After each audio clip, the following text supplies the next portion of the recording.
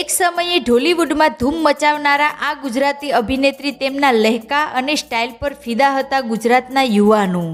પરંતુ અચાનક તેઓ ક્યાં ગાયબ થઈ ગયા કોઈ નથી જાણતું. ઘણા કહે છે કે તેઓ મૃત્યુ પામ્યા તો કેટલાક લોકો કહે છે કે ગુજરાતના ડોન દ્વારા તેમનું અપહરણ કરવામાં આવ્યું હતું. પરંતુ મિત્રો સત્ય શું છે આજે આ વિડીયોમાં તમને જાણવા મળશે. તેથી ધ્યાનથી આ વિડીયો અંત સુધી જરૂર જુઓ. શરૂઆત કરીએ તે પહેલા એક લાઈક જરૂર કરજો. મિત્રો સ્નેહલતાએ ઢોલીવુડના પ્રખ્યાત અભિનેત્રી છે. તેમણે 70 અને 80ના દાયકામાં ખૂબ ધૂમ મચાવી હતી. તેમની ઉપેન્દ્ર ત્રિવેદી અને નરેશ કંડુડિયાની સાથે જોડી ખૂબ જ સફળ રહી અને ઘણી હિટ ફિલ્મો આપી છે. માત્ર ગુજરાતી જ નહીં, તેમણે કેટલીક હિન્દી ફિલ્મોમાં પણ મહેમાન કલાકાર તરીકે ભૂમિકા ભજવી છે. મિત્રો સ્નેહલતા વિશે બહુ ઓછી પર્સનલ માહિતી ઉપલબ્ધ છે.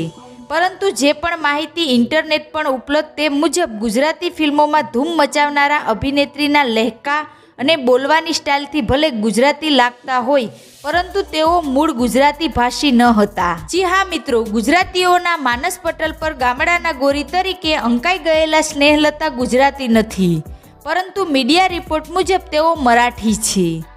તેમને જ્યારે ગુજરાતી ભાષાના મૂળ વિશે સવાલ કરવામાં આવે તો તેઓને દુઃખ થાય છે, એટલે તેઓ પોતાને ગુજરાતી જ ઓળખાવે છે. મિત્રો સ્નેહલતાએ એક ઇન્ટરવ્યૂમાં જણાવ્યું હતું કે તેઓ પોતાની જાતને ગુજરાતી જ માને છે. ગુજરાત તેમનું છે અને ગુજરાત તેમની કર્મભૂમિ છે. ગુજરાતે જે પ્રેમ આપ્યો તેઓ ક્યારેય ભૂલી નહીં શકે. અભિનેત્રીનું કરિયર. મિત્રો સ્નેહલતા હાલ તો મુંબઈમાં પરિવાર સાથે રહે છે. તેઓ ફિલ્મ જગતથી દૂર છે. થોડા વર્ષો પહેલાં જ્યારે તેઓ એક કાર્યક્રમમાં જોવા મળ્યા હતા ત્યારે એકદમ અલગ લાગતા હતા. તેમના દીકરી ઇન્દિરા ડૉક્ટર છે. સ્નેહલતા હવે અભિનય કરવાની ઈચ્છા ધરાવતા નથી. મિત્રો તેમણે અનેક ગુજરાતી ફિલ્મો કરી હતી.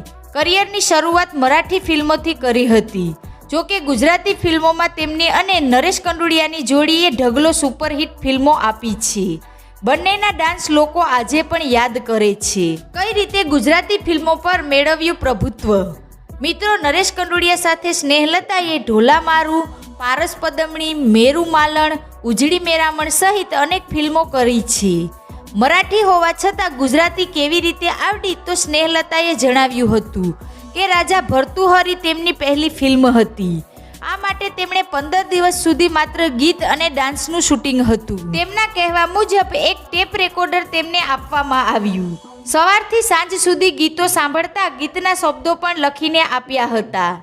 ગુજરાતી ભાષાનો લહેકો ધીરે ધીરે તેમની જીભે બેસતો ગયો અને પછી તો ગુજરાતી બોલવામાં તેમની ફાવટ આવતી ગઈ. સ્નેહલતાની પ્રસિદ્ધ ફિલ્મો. મિત્રો સ્નેહલતાની અનેક ફિલ્મો માનસ પટલ પર છવાયેલી હોય છે, પરંતુ આમ છતાં કેટલીક યાદગાર ફિલ્મોમાં હિરણને કાંઠે, મેરુ માલણ, ઢોલા મારું, મોતી વેરાણા ચોકમાં, પાલવડે બાંધી પ્રીત, તમેરે ચંપોને અમે કેળ, ઝૂલણ મોરલી, પારસ પદમણી, પંખીડાઓ પંખીડા, ઉજળી મેરામણ, શેરને માથે સવાશેર, મેળું મુડાદે, સાજણ તારા સંભારણા, લખતરની લાડીને વિલાયતનો વર્ષ સામેલ છે. મિત્રો સ્નેહલતા હાલ ફિલ્મોથી દૂર રહે છે. ગ્લેમરનો પણ મોહ નથી.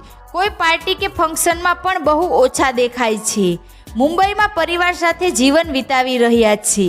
તેમને ઓફર તો ઘણી મળે છે, પરંતુ હવે તેઓ એક્ટિંગ કરવા માંગતા નથી. મિત્રો તમને સ્નેહલતાની કઈ ફિલ્મ સૌથી વધુ પસંદ છે? નીચે કોમેન્ટ કરીને જરૂર જણાવજો અને જેમ બને તેમ આ વિડીયો શેર કરો. ધન્યવાદ.